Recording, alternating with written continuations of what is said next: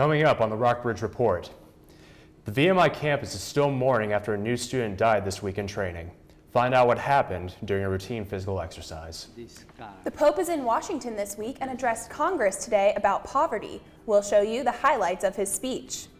White's truck stop off of 81 has a new identity. With new restaurants and a new movie theater, you'll see why they're calling it Destination Station. Fields are crowded for the Rockbridge Area Recreation Organization, but a new playing space is on the way.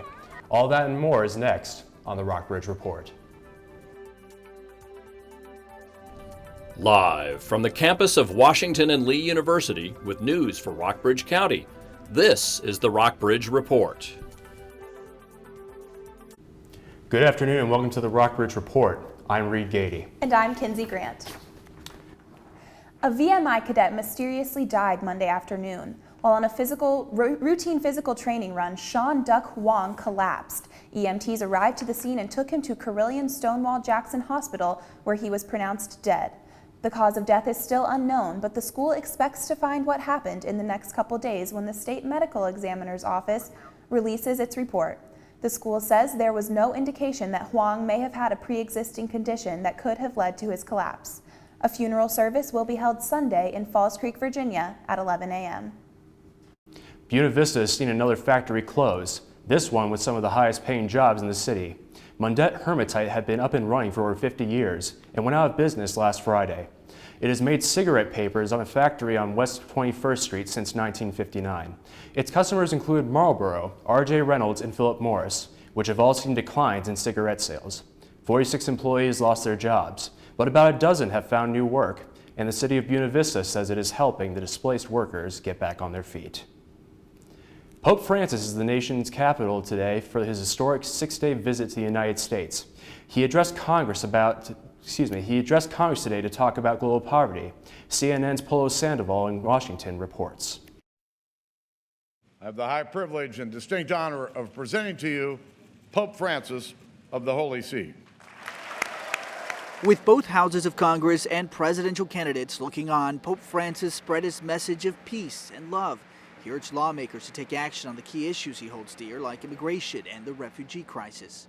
We need to avoid a common temptation nowadays to discard whatever proves troublesome.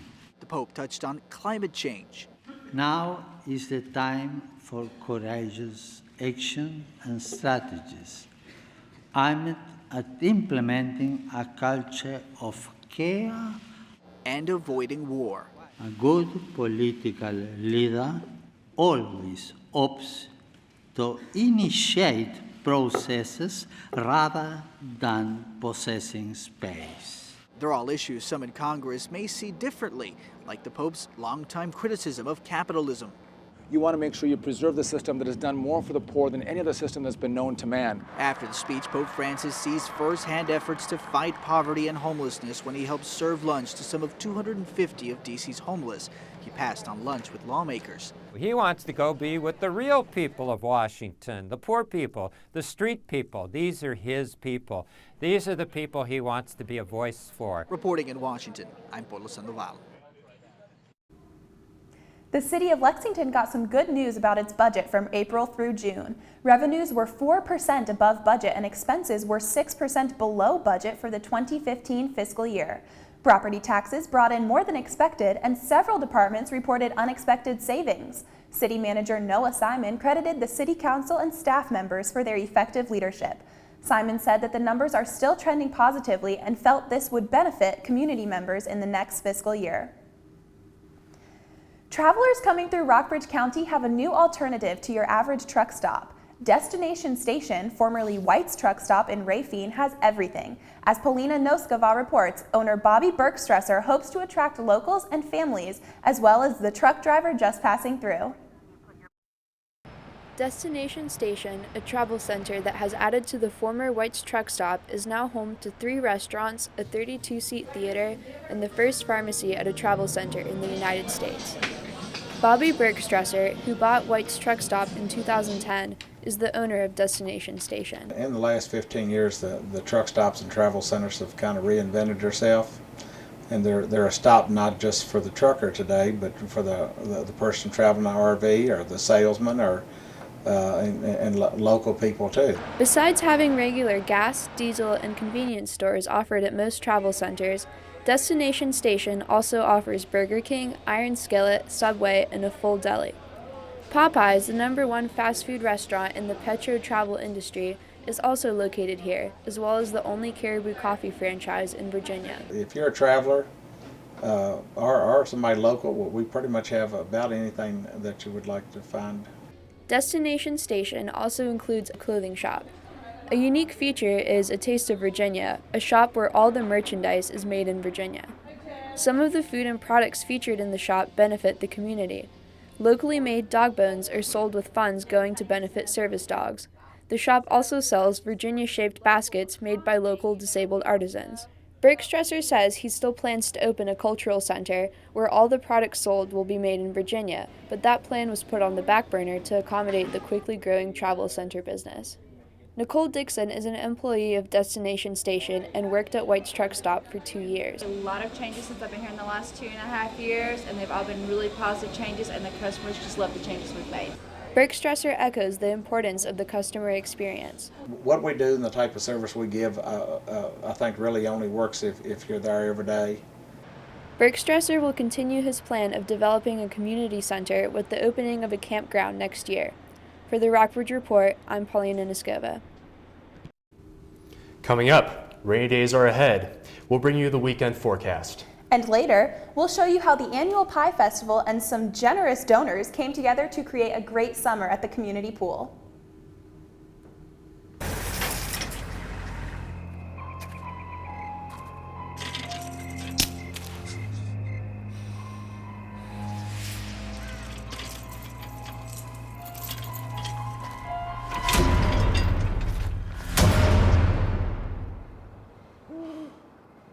If you don't fix them, sparks from dragging tow chains could cause a wildfire, and that could be scary.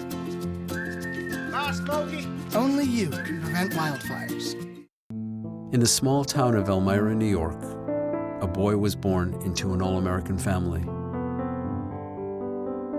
The odds of him achieving his dream in the fashion industry? 1 in 23 million.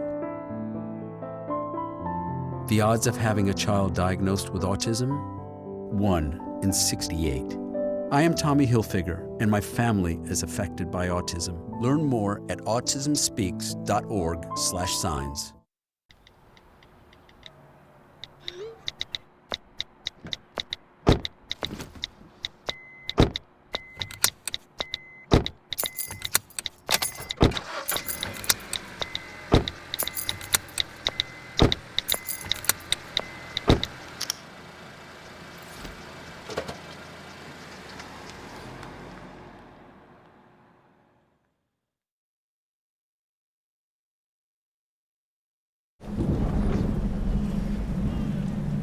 He's on his way. He doesn't even know that we're here. Is he okay?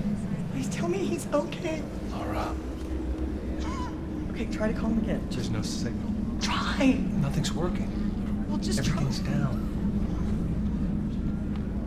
This is so bad. He's out there by himself.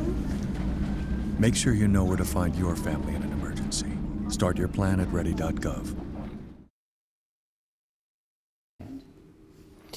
Brilliant Stonewall Jackson Hospital's bandwidth took a hit Tuesday around 4 p.m. after a Verizon cable in Lexington was cut. Its connection was weakened, but the hospital says it did not lose access to the internet and patient services were not impacted. Employees thought about turning off the public Wi-Fi within the hospital to improve the connection, but they decided against it. Carilion Clinic spokesman Chris Turnbull said all backup circuits and measures worked as they should, and regular operations were restored around 4 p.m. Wednesday. Over the past year and a half, what used to be the Rockbridge Area Free Clinic has been using a sliding fee scale. The Rockbridge Area Health Center has succeeded in treating more people and using a full-time paid medical staff. It now has outreach coordinators working under the Affordable Care Act to educate and enroll Rockbridge County residents on getting health insurance. Obamacare has increased the number of people with health insurance nationwide, but many in the Rockbridge area remain uninsured. Janet Beebe, a spokeswoman for the agency, says this is the main challenge for the health center now. So it looks like we have some rainy days up ahead, Athena. That's right. We might expect some rain tomorrow and the day after. But for now, let's just take a look at the awesome conditions outside. It's pretty sunny this afternoon. You can see clearly out 10 miles. You can see some clouds hovering about above the mountains, and wind is blowing at 9 miles per hour northeast. We also have a humidity at 74% and a pretty typical barometer pressure at 30.29 inches of mercury. Temperature-wise, we're high at 75 degrees and low at 55. If you ever wonder whether global warming is true, just check out the temperature this day in 1963. The low temperature was at 30 degrees. In the region, we do have some warm weathers up in Stanton and Charlottesville at 77 and 78. But we do have some cool weather down in Covington at 66. Going forward in the 5 days period, we have some rain coming up. Actually, we've got Friday and Saturday, a pretty good chance of rain, and as the likelihood of rain drops, we'll see the temperature rise up gradually from the low 60s all the way up here Tuesday to the high 70s. That's it for weather, and back to you, Kenzie and Reed. Thanks, Athena. We'll be sure to break out our umbrellas again. A new craft brewery and sandwich shop opened in Lexington this week. Brew Ridge Taps, located at 11 East Nelson Street, offers 18 craft beers on tap from around the country. The bar also serves its signature Waffle Witches, deli sandwiches on flavored waffles. Local couples Stacy and Vicki Stevens co-own the establishment and are excited to offer craft options for beer lovers across the country.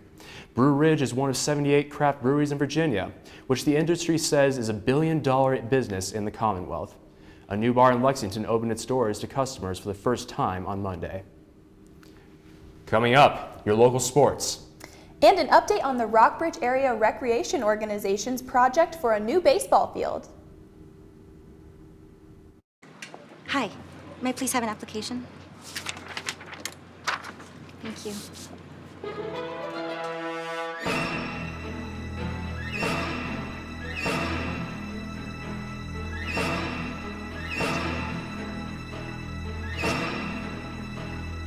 Skip the drama. Get your GED. Okay.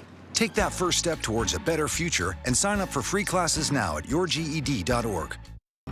If you store your guns properly, I'll feel safer when I'm playing outside. Safer when walking home. I won't have to tell so many family members. I'm sorry. I won't hear as many scary stories. And I won't have to tell my kids. This isn't a drill. Please. Please, do it for us.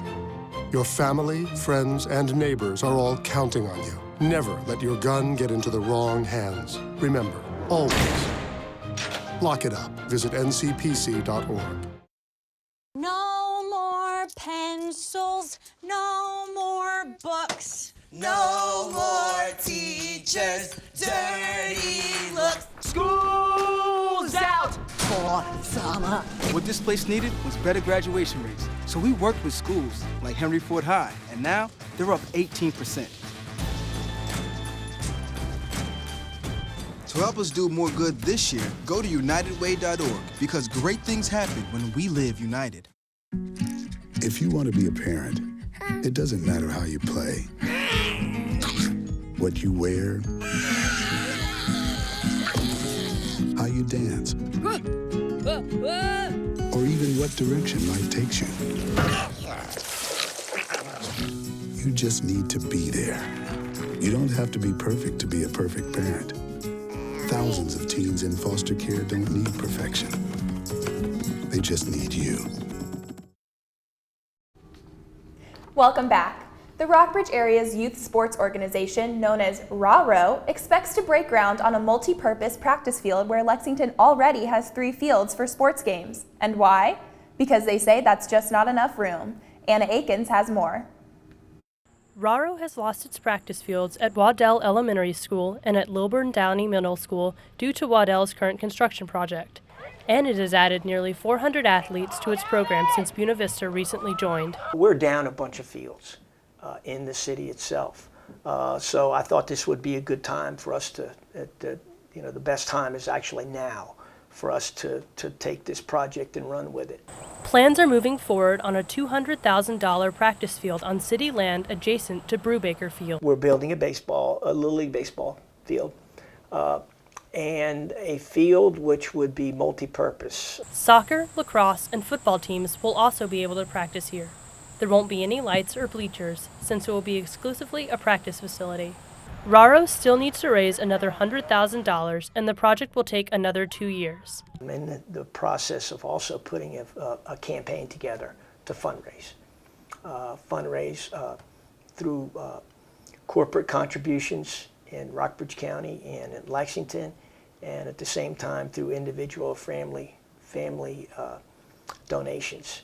Certain Raro coaches believe this project will have a huge impact on participants and their families. These fields will be huge to be able to allow multiple teams at the same time practicing here, as opposed to having everybody crammed in one small area. Trudgeon hopes to start construction in the spring and have the practice fields ready by the fall of 2017. The teams will have more opportunities to practice, and individuals will have more playing time, simply because they'll have access to these fields.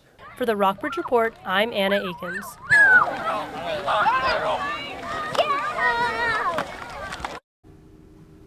Women's soccer at WNO in a rare Friday college football game. Kieran McQuilkin is here with that and more in sports. Kieran. Thanks, Reed. The Washington Lee women's soccer team improved its record to 6-1 earlier this week after defeating Bridgewater College 3-1. First-year forward Megan England scored 2 of the Generals' goals, the first goals of her college career. The Generals football team will host the Apprentice School tomorrow in a rare Friday night game under the lights. Kickoff is at 7. The Generals are 2-0 right now. In other football news, the VMI Keydets traveled to Richmond over the weekend and suffered a 42-10 loss to the Spiders. The Keydets fall to 1-2 on the season. The Southern Virginia men's and women's cross-country teams each had strong performances over the weekend at the Maroon Invitational in Roanoke, Virginia.